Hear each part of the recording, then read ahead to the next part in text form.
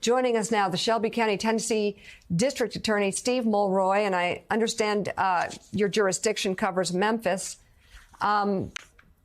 Sir, first of all, with the Scorpion unit being disbanded and an investigation overall into what happened here, does that call into question a lot of cases and arrests made by cops in the Memphis Police Department in the past year or so? Well, Mina, the Scorpion unit was only formed in 2021, so we don't have currently any investigations regarding that, but the number of potential cases might not be all that great in any event. So hopefully the answer is no, not many cases will have to be undone as a result of this. Tell us about the charges against the 5 cops and how quickly it was investigators were able to determine that a crime was committed here, or many crimes. Right. So you're correct about that. These charges were brought extraordinarily quickly through a lot of hard work on the part of the Tennessee Bureau of Investigation and my own staff, including my newly created Justice Review Unit, which was designed to be independent and objective and looking back to see whether we had done wrongful convictions, but it's also useful in these kinds of officer-involved fatality cases. Less than 3 weeks from the actual incident itself, which is really unprecedented, but it was necessary in order to allow the video to be released after charges were brought so that there'd be transparency, but also we'd tamp down any potentially violent response. And the charges are the same for all 5 officers. The most serious charge is second-degree murder, which in Tennessee requires that someone kill knowingly, which is defined as acting in such a way as you're acting with reasonable certainty that death will result. In addition, all 5 officers are also charged with aggravated assault, aggravated kidnapping, official misconduct, and official oppression. So I just looking at the circumstances on this videotape, you watch the whole thing play out all the way until he is taken to the hospital, which is a long while. And he's just sitting there, by the way, in brutal pain. With no care coming his way. But I'm just curious, the brutality, the depravity, the length of time that he was beaten and then left on the street, dying, the failure to de-escalate, the failure to administer care, all these things happened for over the course of 21 minutes. Doesn't this speak to culture? And do you believe there will be more officers and possibly their supervisors arrested in this? Right. So I can't comment about that because we have an ongoing investigation and an ongoing prosecution for that matter.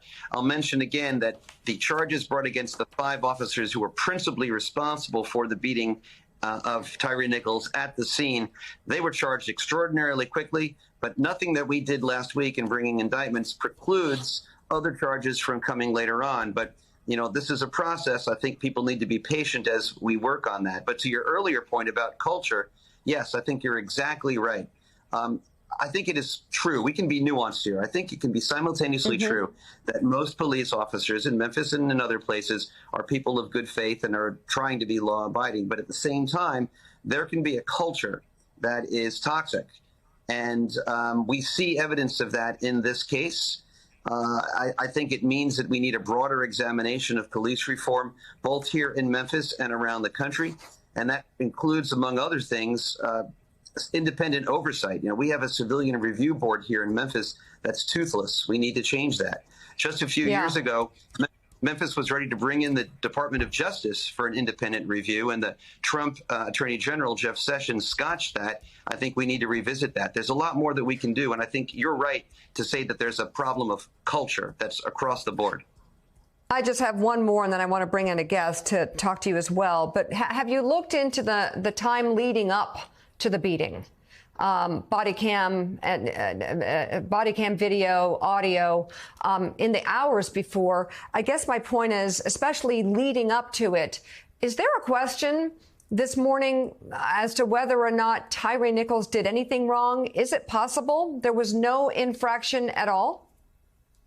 It is possible that there was no infraction at all. And that's something that we are looking at very carefully. It's an ongoing investigation, as I said. Unfortunately, the earliest video that we have chronologically isn't from the actual beginning of the first traffic stop. It takes place in the middle of the first incident. So we don't have video evidence of that, but that's the kind of thing that we're definitely looking at in terms of our ongoing investigation.